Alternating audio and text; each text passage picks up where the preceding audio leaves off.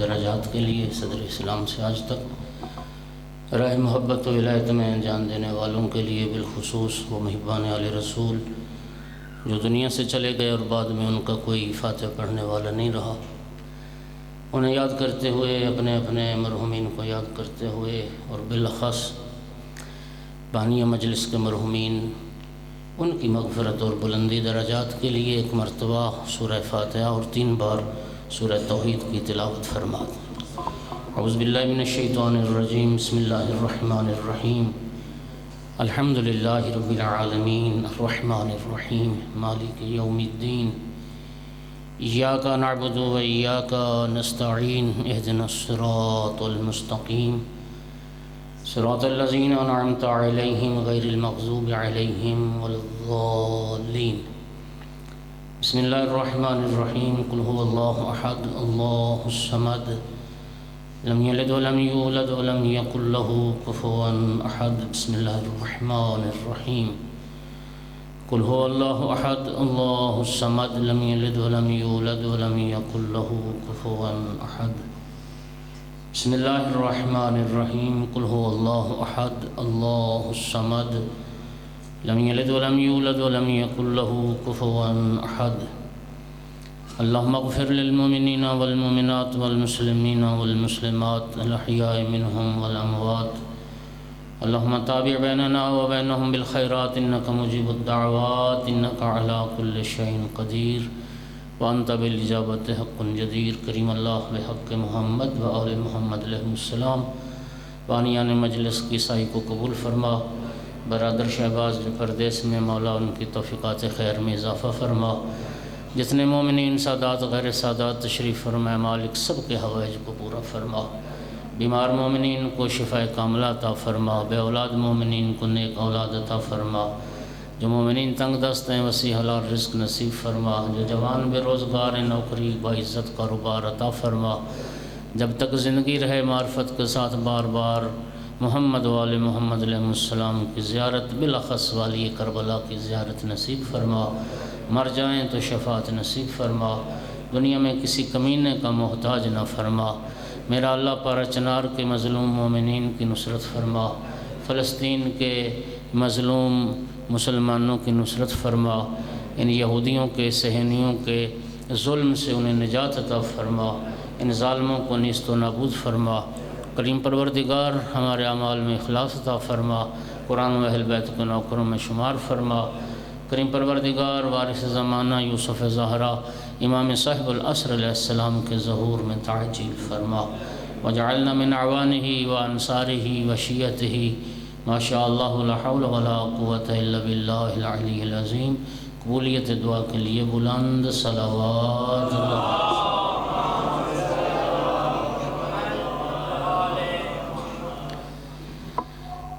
آقا کے ظہور میں تعجیل کے لیے پھر بھی بلند تر صلوات۔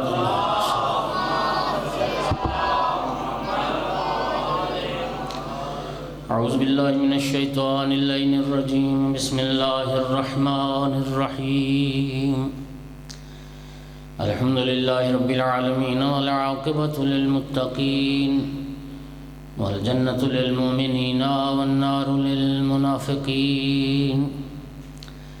الحمد للہ الذی جعلنا من المتمسکین بولایت علی بن ابی طالب واولادہ المعصومین۔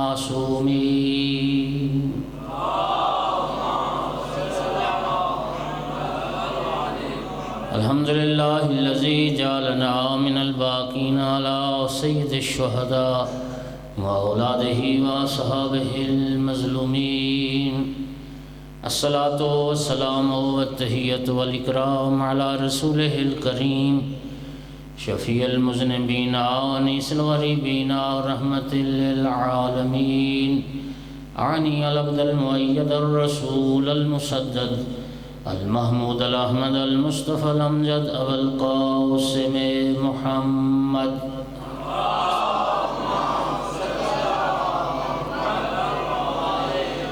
ثم الصلاة والسلام والتحیۃ والاکرام علی آلہ الطیبین الطاہرین المعصومين المنتجبين المنتخبين المظلومين واللعنة الدائمة على أعدائهم ملعونين من يوم عداوتهم إلى قيام يوم الدين وبعد يوم الدين أما بعد فقال سبحانه وتعالى في كتابه المجيد بسم الله الرحمن الرحيم إنا أعطيناك الكوثر فصل لربك وانحر إن شانئك هو الأبتر صلوات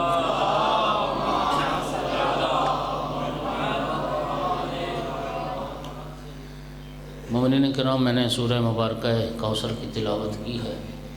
امام جعفر صادق علیہ السلام نے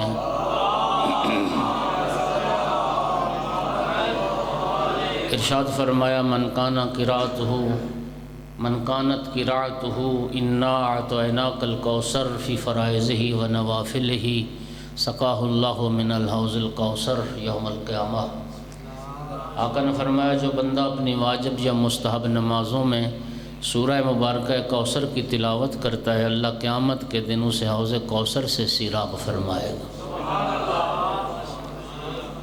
اور سورہ مبارکہ کوثر کے حوالے سے دوسری روایت یہ ہے، معصوم نے فرمایا جو شخص عالم خواب میں نبی کریم صلی اللہ علیہ وآلہ وسلم کی زیارت کرنا چاہتا ہے، کیا کرے؟ شب جمعہ رات کو سونے سے پہلے باوضو ہو کر 100 مرتبہ سورہ مبارکہ کوثر کی تلاوت کر کے سو جائے، انشاءاللہ اللہ تعالیٰ اسے اپنے محبوب کا دیدار کروائے گا۔ اللہ تعالیٰ ہم سب کو دنیا میں آقا کی زیارت اور آخرت میں شفاعت نصیب فرمائے۔ ایک صلوات بلند آواز سے ساتھ۔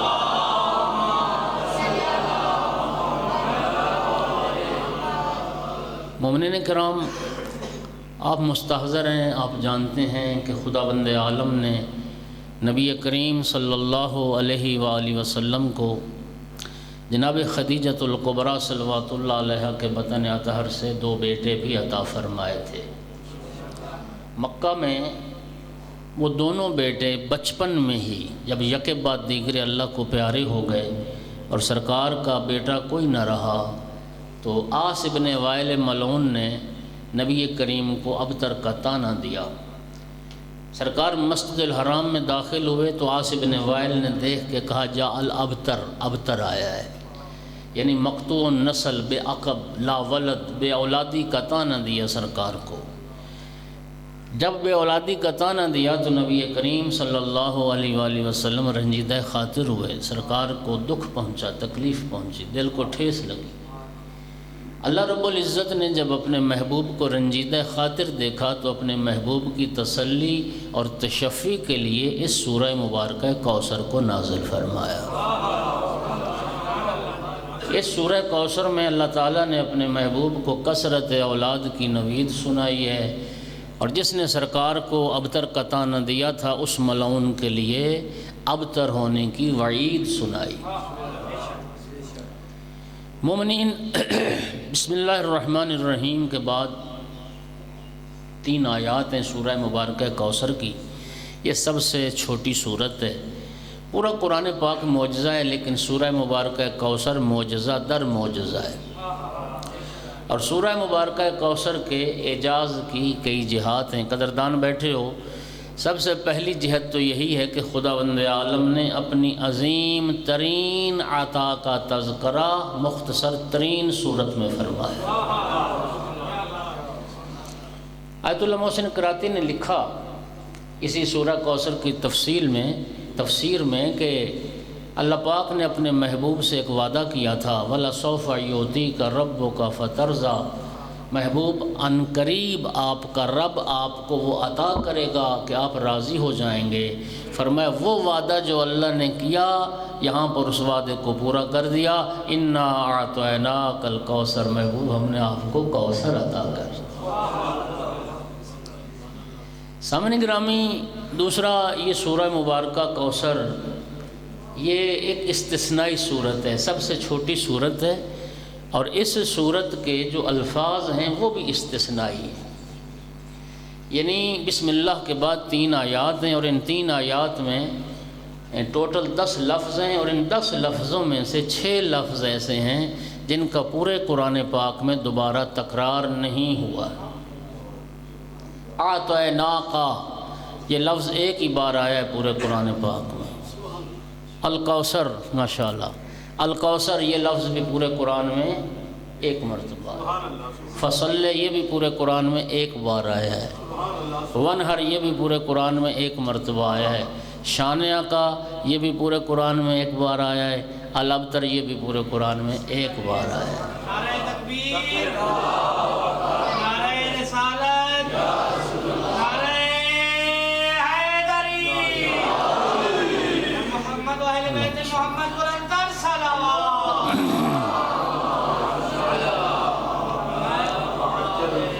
رب کریم کی اپنے محبوب پر عنایت دیکھیے کہ ان 3 آیات میں 5 بار اپنے محبوب کو مخاطب ٹھہرایا ہے۔ 5 خطاب کے صیغے ہیں ان 3 آیتوں میں۔ پہلا خطاب اعطیناکا، علماء تشریف فرمائیں، قبلہ جوادی سب تشریف فرمائیں، مدرسے کے طلاب بیٹھے ہیں۔ کاف خطاب کی ضمیر ہے، اعطیناکا یہ پہلا خطاب ہم نے آپ کو عطا کیا۔ فصل دوسرا خطاب امر حاضر مخاطب کا صیغہ ہے، فصل آپ نماز ادا کریں۔ لے رب کا کاف پھر خطاب کی ضمیر ہے، یہ تیسرا خطاب ہے، اپنے رب کے لیے نماز ادا کریں۔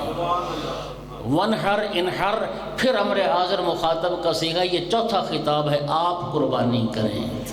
شانیہ کا کاف پھر خطاب کی ضمیر ہے، یہ 5واں خطاب ہے، ان شانیہ کا ہو الابتر، جو تیرا دشمن ہے وہی ابتر۔ مومنین کرام، وقت پہلے بھی تھوڑا تھا، بھائی کا بھی انتظار تھا، تو تشریف لے آئے ہیں تو ظاہر ہے تھوڑا سا عرض تو کرنا انشاءاللہ۔ جزاک اللہ، اللہ آپ کو سلامتی عطا فرمائے۔ مومنین کرام، ارشاد ہوا انا اعطیناک الکوثر، تو یہ کوثر کیا ہے؟ شیعہ سنی مفسرین نے کوثر کے 36 معنی ذکر کیے۔ کوثر کا معنی حوض کوثر کیا گیا، نہر کوثر کیا گیا، نعمات جنت کیا گیا، کوثر کا معنی دین اسلام کیا گیا، کوثر کا معنی وحی اور قرآن کیا گیا، کوثر کا معنی اخلاق عظیم کیا گیا، کوثر کا معنی علم کثیر کیا گیا، کوثر کا معنی کلمہ طیبہ کیا گیا، کوثر کا معنی مقام محمود کیا گیا، کوثر کا معنی مقام شفاعت کیا گیا، کوثر کا معنی امت کثیرہ کیا گیا، کوثر کا معنی اصحاب کثیر کیا گیا، کوثر کا معنی اولاد کثیر کیا گیا۔ میں دوستو کسی بھی معنی کا انکار نہیں کرتا، یہ سارے در حقیقت معنی نہیں ہیں، یہ کوثر کے مصادیق ہیں۔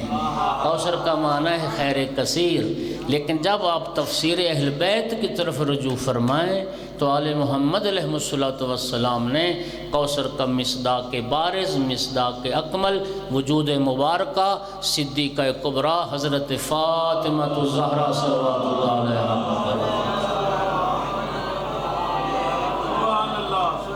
کوثر سے مراد بنت پیغمبر کی ذات ہے۔ علامہ طباطبائی نے تفسیر المیزان میں بھی لکھا کہ اگر کوثر سے مراد بنت پیغمبر نہ ہو، رسول کی بیٹی مراد نہ لی جائے، تو پھر پہلی آیت کا تیسری آیت سے کوئی ربط نہیں بنتا، لہٰذا کوثر سے مراد سیدہ طاہرہ صلوات اللہ علیہ کی ذات ببرکات ہے۔ اس لیے کسی شاعر نے بہت خوبصورت کہا، کبھی کوثر کا صورت ہو کبھی تطہیر کی آیت، کبھی کوثر کا صورت ہو کبھی تطہیر کی آیت، زبان کبریائی میں ثنا زہرا نے پائی ہے۔ ایک صلوات پڑھ دو بلند آواز سے سیدہ۔ یہ آج کی مجلس سیدہ طاہرہ کے ذکر کی مجلس، جدہ سادات کے ذکر کی مجلس۔ میں جواد صاحب قبلہ کی موجودگی میں حدیث پیغمبر پڑھنے لگا ہوں، قدر کیا کرو سادات مومنین ان مجالس کی۔ نبی کریم کی حدیث ہے، فرمایا اذا رأیتم روضۃ من ریاض الجنہ فارتعوا فیہا، جب تم جنت کے باغات میں سے کوئی باغ دیکھو اس میں داخل ہو جاؤ، چہل قدمی کرو، گھومو پھرو۔ پوچھا کہ یا رسول اللہ اس ریاض الجنہ سے آپ کی مراد کیا ہے؟ بخدا قسم لفظوں کا ذمہ دار ہوں۔ نبی کریم نے فرمایا جس مجلس میں اللہ کا ذکر ہو، جس مجلس میں میرا ذکر ہو، جس مجلس میں میرے بھائی علی کا ذکر ہو، اور جس مجلس میں میرے اہل بیت کا ذکر ہو، وہ مجلس بھی جنت کے باغات میں سے ہو۔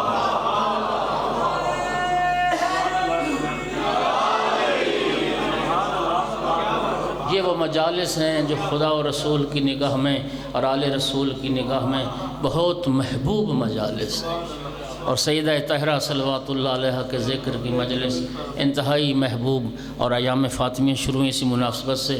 خدا بانیان کے حوائج پورے فرمائے۔ مومنین کرام، ہم نے سیدہ طاہرہ کی شکل میں کوثر عطا کیا، اللہ فرما رہا ہے، اور خدا کی قسم کیسی عظیم بیٹی رب نے عطا فرمائی۔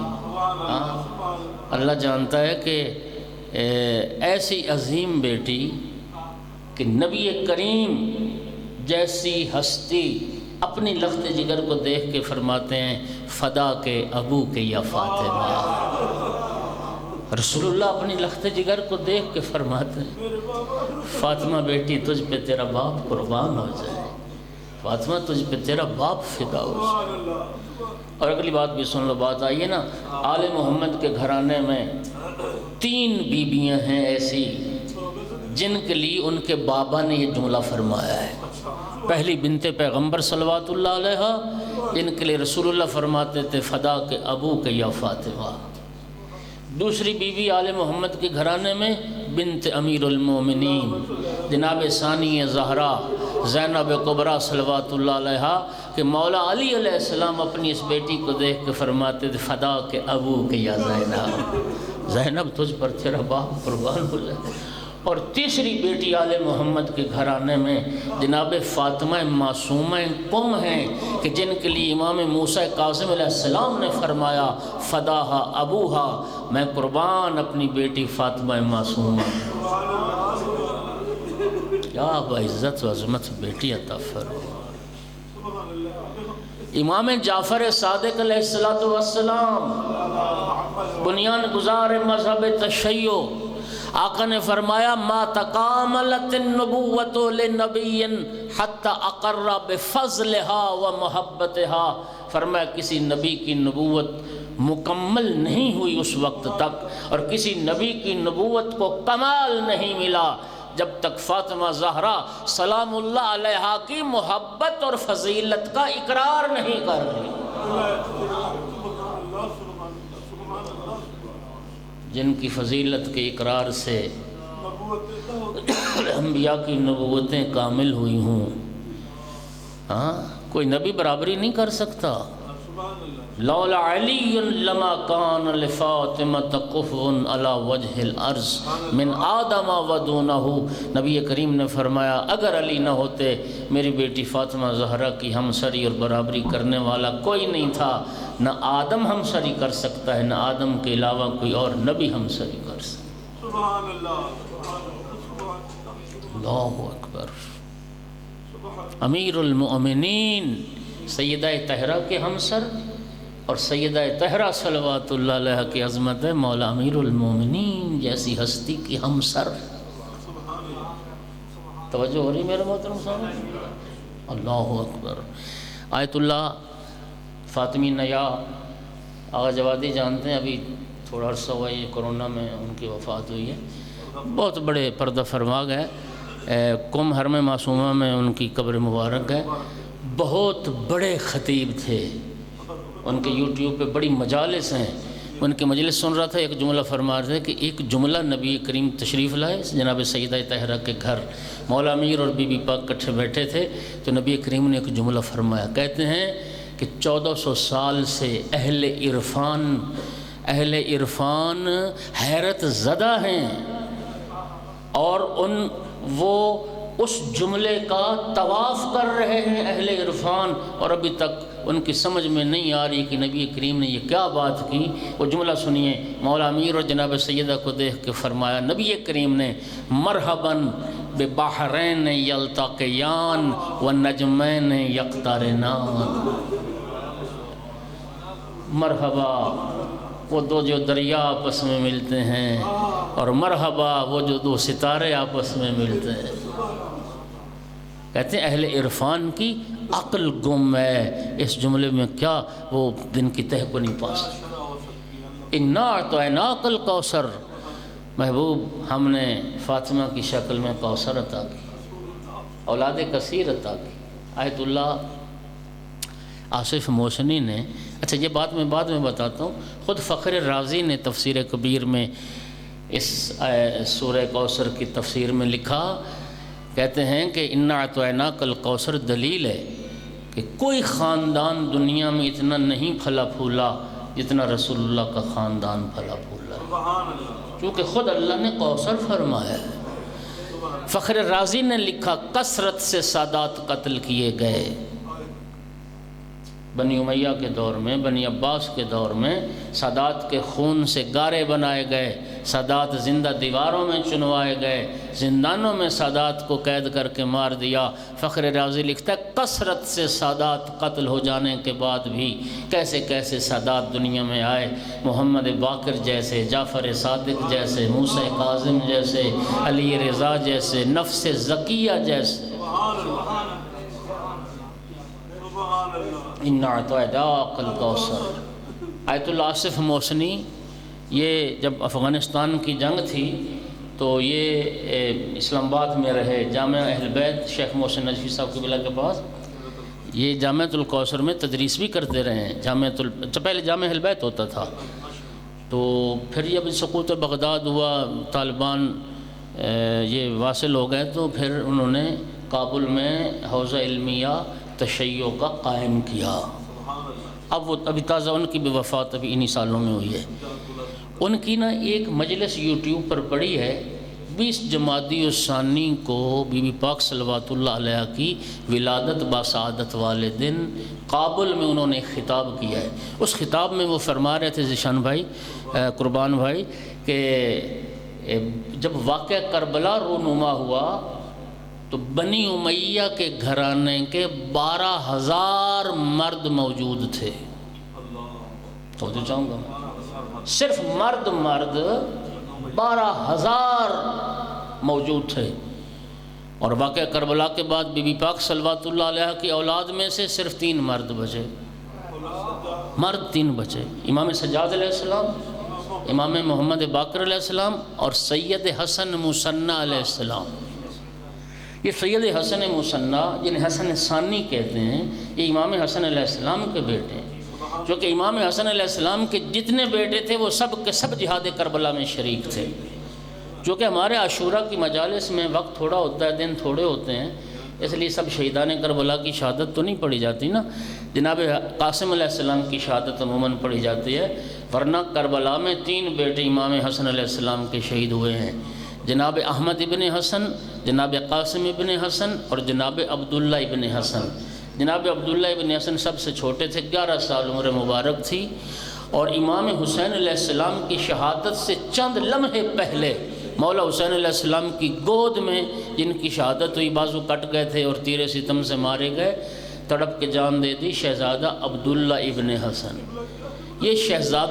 یہ شہزادہ حسن مصنع بھی جہاد کربلا میں شریک تھے، زخمی ہو گئے تھے۔ 11 محرم کو جب شہیدان کربلا کے سر کاٹے جا رہے تھے تو سید حسن مصنع کی رمہ کے جان باقی تھی، سانسیں چل رہی تھیں، ابھی زندہ تھے۔ جناب حسن مصنع کے جو ننہالی رشتہ دار تھے وہ آگے بڑھے اور کہا ابن سعد ہم حسن مصنع کا سر نہیں کاٹنے دیں گے۔ تو جناب حسن مصنع کو اسی زخمی حالت میں کوفہ لے جایا گیا، ان کے زخم سیے گئے، مرہم پٹی کی گئی، تو جناب حسن مصنع کی جان بچ گئی، اور امام حسن علیہ السلام کی نسل چلی جناب حسن مصنع سے۔ آیت اللہ آصف موسنی فرما رہے تھے کہ واقع کربلا کے وقت بنی امیہ کے 12,000 مرد تھے اس خاندان کے، اور بی بی پاک صلوات اللہ علیہ کی اولاد میں سے صرف 3 مرد بچے تھے۔ فرمایا جس خاندان کے 12,000 مرد تھے ان کا نام و نشان مٹ گیا، اور جس سیدہ طاہرہ کی اولاد میں صرف 3 مرد بچے تھے، آج کائنات کے چپے چپے پر نسل رسول آباد۔ یہ ہے وعدہ پروردگار، انا اعطیناک الکوثر۔ کوئی خطہ کائنات میں ایسا نہ ملے گا جہاں نسل رسول آباد ہو۔ اللہ آپ کو جزائے خیر دے۔ اور مومنین کرام، پھر یہ سورہ مبارکہ کوثر میں ہمارے لیے کچھ پیغامات ہیں۔ پہلا پیغام یہ ہے کہ یاد رکھو نعمتیں مسئولیت آور ہوتی ہیں۔ جب نعمت آتی ہے، نعمت اپنے ساتھ ایک ذمہ داری لے کے آتی ہے، اور وہ ذمہ داری ہوتی ہے کہ اس رب کا شکریہ بھی ادا کرو جس نے نعمت عطا کی، جس نے نعمت۔ امام زین العابدین علیہ السلام نے، صلوات پڑھو بلند آواز سے سارے، آقا نے فرمایا لا ينقطع المزید من اللہ حتی ينقطع الشکر من العباد۔ اللہ کی طرف سے نعمتوں میں اضافے کا سلسلہ اس وقت تک ختم نہیں ہوتا جب تک بندوں کی طرف سے شکر ختم نہ ہو جائے۔ لئن شکرتم لازیدنکم، اللہ فرماتا تم شکر ادا کرتے رہو گے میں تمہاری نعمتوں میں اضافہ کرتا رہوں گا۔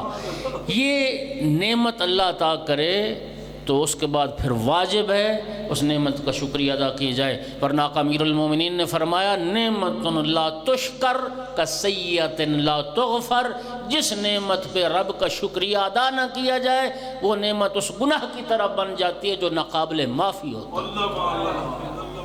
وہ نعمتیں گناہ بن جائیں، اور گناہ بھی ناقابل بخشش گناہ جن نعمتوں پر رب کا شکر ادا نہ کیا جائے۔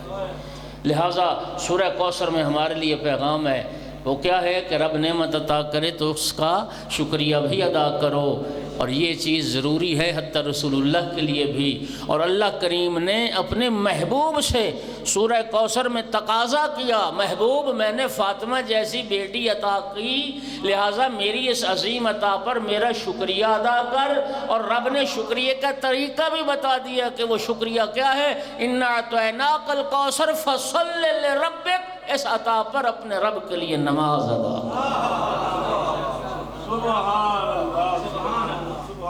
بس اپنے رب کے لیے نماز ادا کر۔ نمازی لوگ بیٹھے ہو، آپ نے نماز کی فضیلت پر بڑی آیات سن رکھی ہیں، نماز کی فضیلت پر بڑی روایات اور احادیث سن رکھی ہیں۔ سادات قدر کرنا، مومنین قدر کرنا جملہ کہنے لگا ہوں۔ کتنی عظیم ہے نماز، نماز کی عظمت کا ایک پہلو یہ ہے کتنی عظیم ہے نماز جو سیدہ طاہرہ کے وجود کا شکرانہ قرار پائی ہے۔ کتنی عظیم ہے نماز جو سیدہ طاہرہ کے وجود کا رب نے اپنے محبوب سے مانگا تو نماز کو مانگا، اپنے محبوب سے تقاضا کیا تو نماز کا تقاضا کیا۔ محبوب ہم نے فاطمہ جیسی بیٹی عطا کی، فصلی لربک، اپنے رب کا شکریہ ادا کر اور نماز ادا کر۔ اچھا جوانوں، دوستو، بزرگوں، نماز ادا کر یہ تو معنی ہے صلی لربک کا۔ یہ جو فا ہے نا، فصلی، یہ فا عربی میں تسریع کے لیے آتی ہے، سرعت کے لیے آتی ہے، جلدی فوراً کے معنی میں آتی ہے۔ اب معنی کیا ہوگا، محبوب ہم نے فاطمہ جیسی بیٹی عطا کی، دیر نہ کر، فوراً اپنے رب کے لیے نماز ادا کر۔ یہ وہی فا ہے جو رسول اللہ نے حدیث غدیر میں استعمال کی، من کنت مولاہ فہذا علی مولا، جس کا میں مولا ہوں میرے بعد فوراً بغیر کسی فاصلے کے اس کا۔ آپ کو یاد ہوگا یہ 2-3 سال ہوئے یہ ناسبی اکٹھے ہوئے تھے کراچی میں، تو انہوں نے ایک مطالبہ کیا کہ شیعوں کی اذان بند کروائی جائے۔ ہاں جی، یہ جو علی ولی اللہ و خلیفہ تو بلا فصل تک پڑھتے ہیں، کہتے ہیں ہمارے بزرگوں کو گالیاں دیتے ہیں۔ اور خدا کے لیے اپنی جہالت کا علاج کرو، اپنے علماء سے پوچھو، رب کعبہ کی قسم اس میں کوئی گالی والی بات نہیں۔ و خلیفۃہ بلا فصل، اسی فا کا ترجمہ ہے جو پیغمبر نے فرمایا فہذا علی یعنی جس کا میں مولا ہوں میرے بعد فوراً بلا فاصل اس کا علی مولا۔ میں جو ہے سب کل پرسوں اتفاق سے میرے ذہن میں ایک بات آئی کہ یہ جو ملنگ کہتے ہیں نا علی دا پہلا نمبر، میں نے کہا یہ بھی اسی فہذا علی مولا کا ترجمہ ہے۔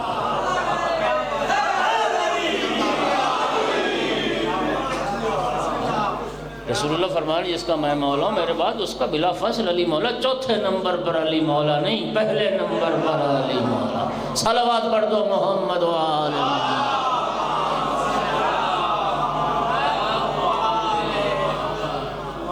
میرا محبوب میری اس عطا پر شکریہ ادا کر، اور شکریہ کیا ہے؟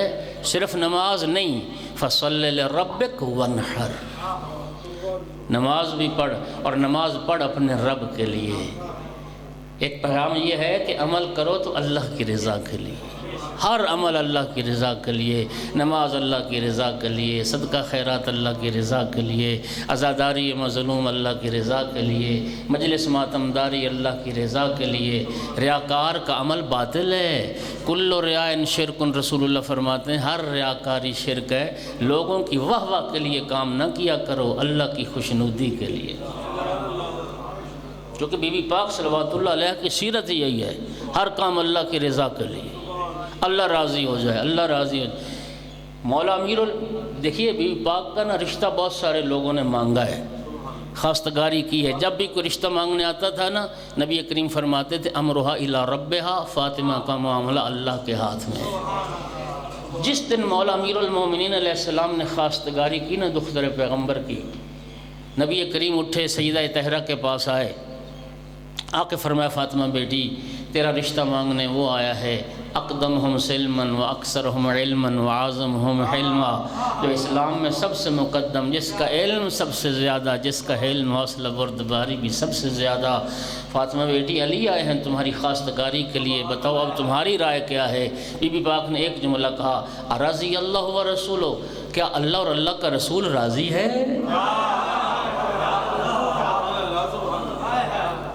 کیا اللہ اور اللہ کا رسول راضی ہے؟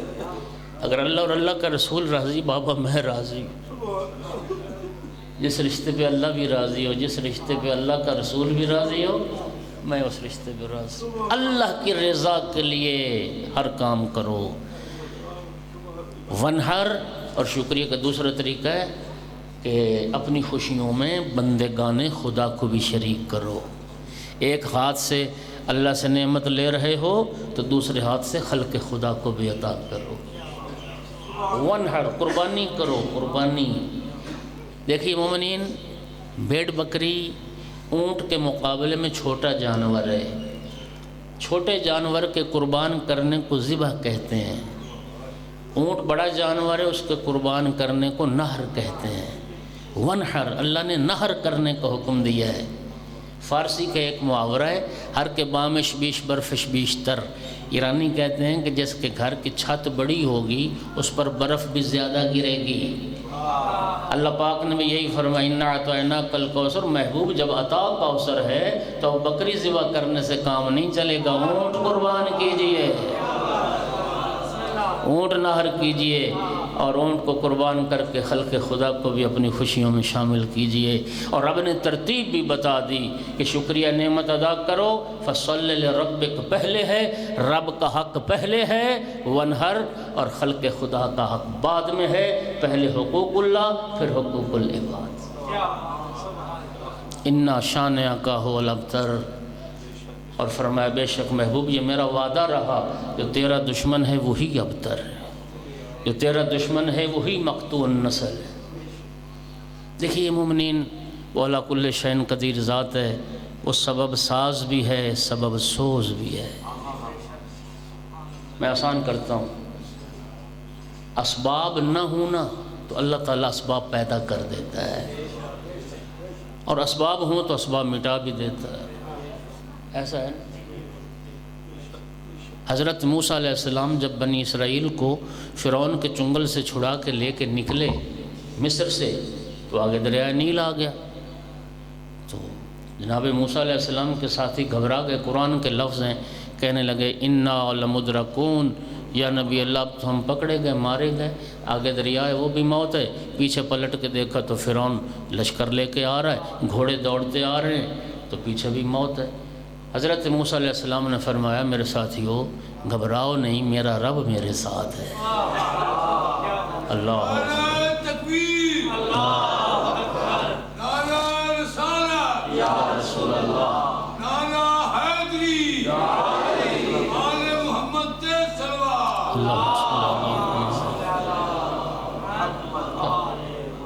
فرمایا میرا رب میرے ساتھ ہے، سیاہدین سیاہدین، عنقریب اللہ کوئی نہ کوئی سبیل نجات پیدا کر دے گا، کوئی نہ کوئی آسانی اللہ فرما دے گا، تم گھبراتے کیوں؟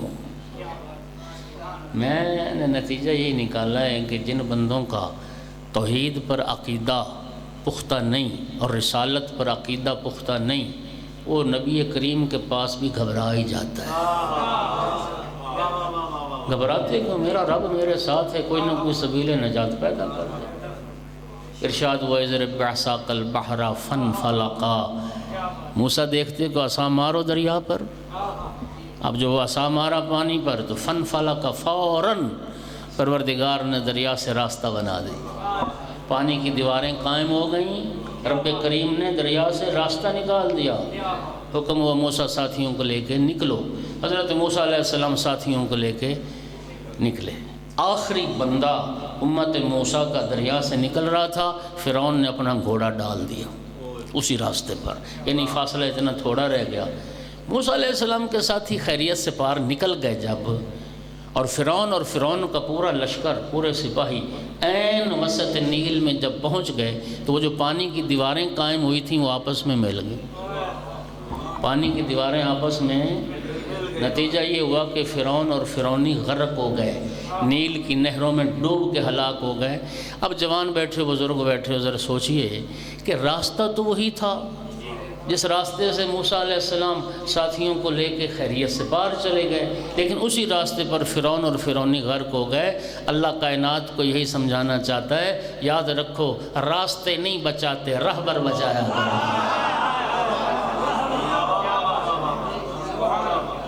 راستے نہیں بچاتے، رہبر بچاتے، رہبر بچاتے۔ یہ میرا جملہ نہیں، ہمارے کسی معروف اہل منبر کا جملہ ہے۔ 12 قبیلے تھے حضرت موسیٰ علیہ السلام کے ساتھ، 12 قبیلے حضرت موسیٰ کے ساتھ تھے، اور 12 قبیلوں کو لے کے پار نکل گئے۔ وہ فرماتے تھے اگر 12 قبیلوں کا ایک رہبر ہو تو وہ غرق نہیں ہونے دیتا، اور جس قبیلے کے 12 رہبر ہو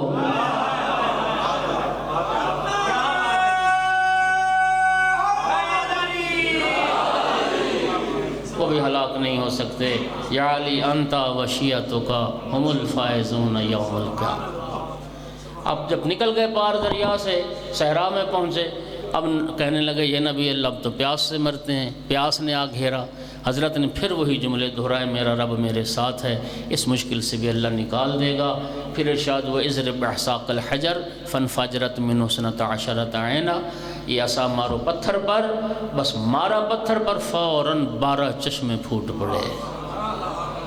جی 12 چشمے، 12 قبیلے تھے، ہر قبیلے کے لیے الگ چشمہ رب نے جاری کر دیا۔ یہی میں نے کہا وَعَلَىٰ كُلِّ شَيْءٍ قَدِيرٌ ہے، چاہے تو پانی سے خشکی نکال دے اور چاہے تو پتھر سے چشمے جاری کر دے۔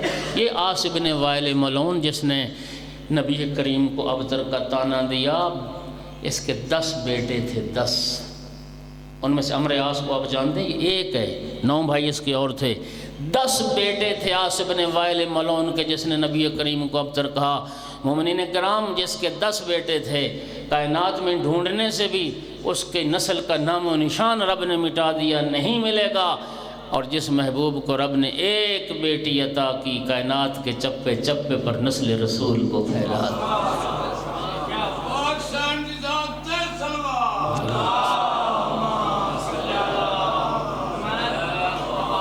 یہ ہے ان شانئک هو الابتر، محبوب میرا وعدہ رہا جو آپ کا دشمن ہے میں اس کا نام و نشان مٹا دوں گا۔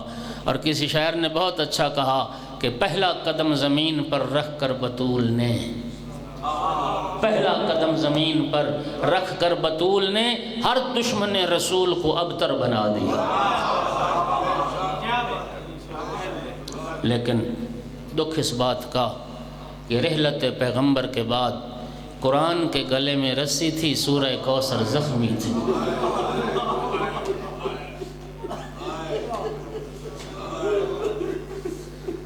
رحلت پیغمبر کے بعد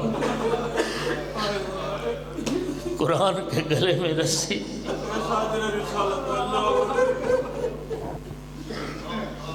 اور سورہ کوثر تک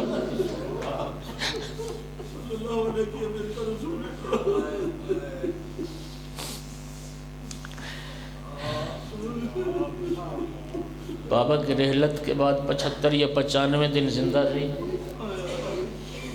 جو 75 دن والی روایت ہے نا، اس روایت کے اعتبار سے پرسوں 13 جمادی الاول کی تاریخ یہ پہلی بی بی کی وہ شہادت کی تاریخ ہے جو 75 دن والی روایت، یعنی کل جو شب آ رہی ہے شب شہادت.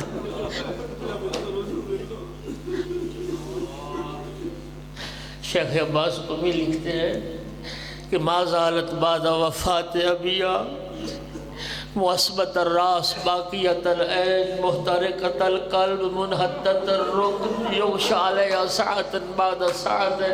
بابا کی رحلت کے بعد یہ 75 دن بی بی نے کیسے گزارے؟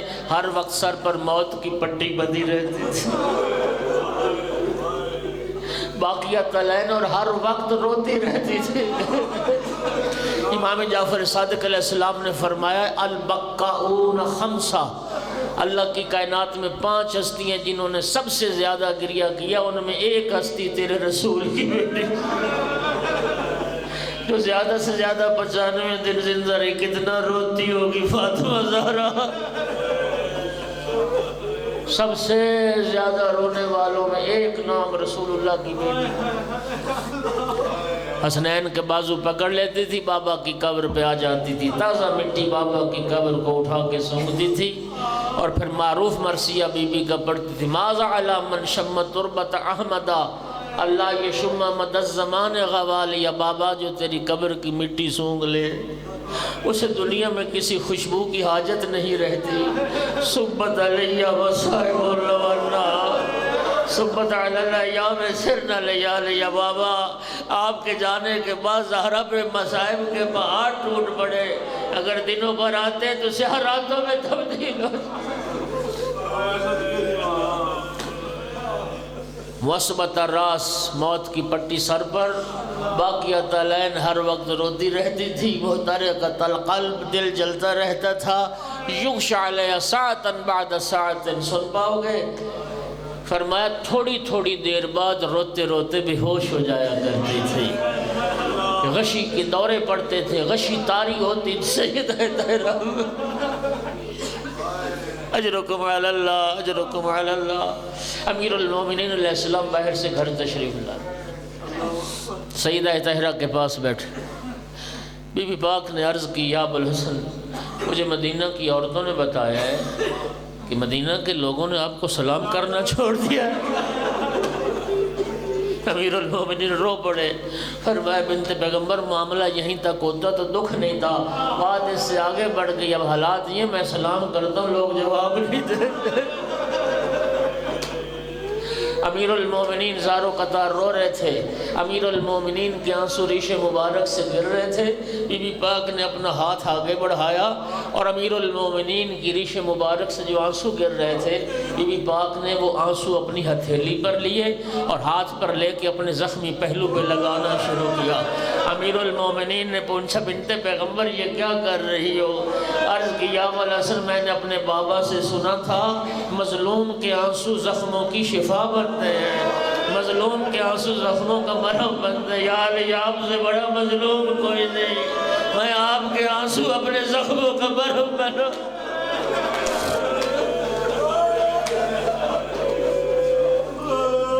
اجرکم علی اللہ اجرکم علی اللہ. میں آپ کے آنسو اپنے زخموں کا مرہم بنا. عزاداروں سب آل محمد مظلوم ہیں، سب آئمہ مظلوم ہیں.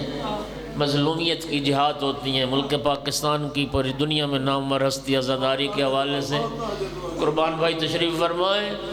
سب ائمہ مظلوم ہیں، مظلومیت کی جہاد ہوتی ہیں. کوئی امام کسی جہت سے زیادہ مظلوم ہے، کوئی امام کسی جہت سے زیادہ مظلوم. مولا حسین علیہ السلام مظلوم اعظم ہیں، شہید اعظم ہیں. اس لیے کہ خود نبی کریم نے فرمایا لا یوم کا یوم کا یا ابا عبداللہ، حسین بیٹا تیرے دن جیسا کائنات میں کسی کا دن نہیں. عاشور جیسا دن نہ کسی نبی پر آیا، نہ کسی وسیع نبی پر آیا.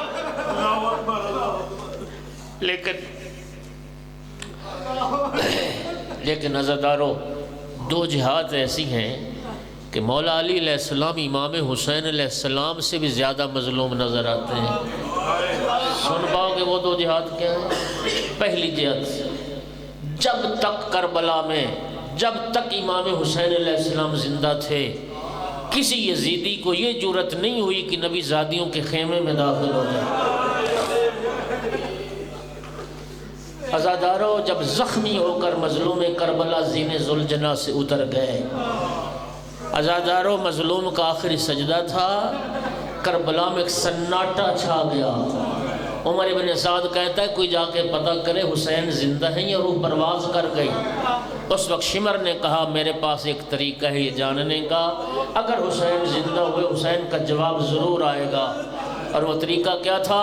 شمر نے نعرہ بلند کیا، حسین کی بہنوں کے خیمے لوٹ لو۔ اس نعرے کا بلند ہونا تھا، کریم کربلا کوہنیوں پہ زور دے کے اٹھے، خبردار کوئی خیموں کا رخ نہ کرے، ابھی حسین زندہ ہے۔ لیکن سادات مجھے معاف کرنا، مولا علی وہ مظلوم تھے جن کی نگاہوں کے سامنے لوگ بطول کا دروازہ جلا کے بغیر اجازت زہرا کے گھر میں داخل، بغیر اجازت سیدہ طہرا کے، اجرکم علی اللہ، اجرکم علی اللہ۔ یہ پہلی جہاد۔ اور دوسری جہاد، بس آخری جملہ عزادارو، کیوں کہا میں نے کہ مولا علی مولا حسین سے بھی زیادہ مظلوم ہے؟ دوسری جہاد، جب تک امام حسین علیہ السلام کربلا میں زندہ تھے، کسی نبی زادی کو تماچا نہیں لگا۔ عزادارو، مولا علی وہ مظلوم تھے اور جن کی نگاہوں کے سامنے بطول کو تماچا لگا، اور اس شدت سے لگا کان سے گوشوارہ گر گیا، آنکھ میں خون جمع ہو گیا۔ بابا کی قبر کا رخ کر کے تڑپ کے کہتی تھی حاقضا یفعلو بحبیبہ، دیکھ بابا دیکھ تیرے بعد تیری پیاری زہرا کے ساتھ کیا۔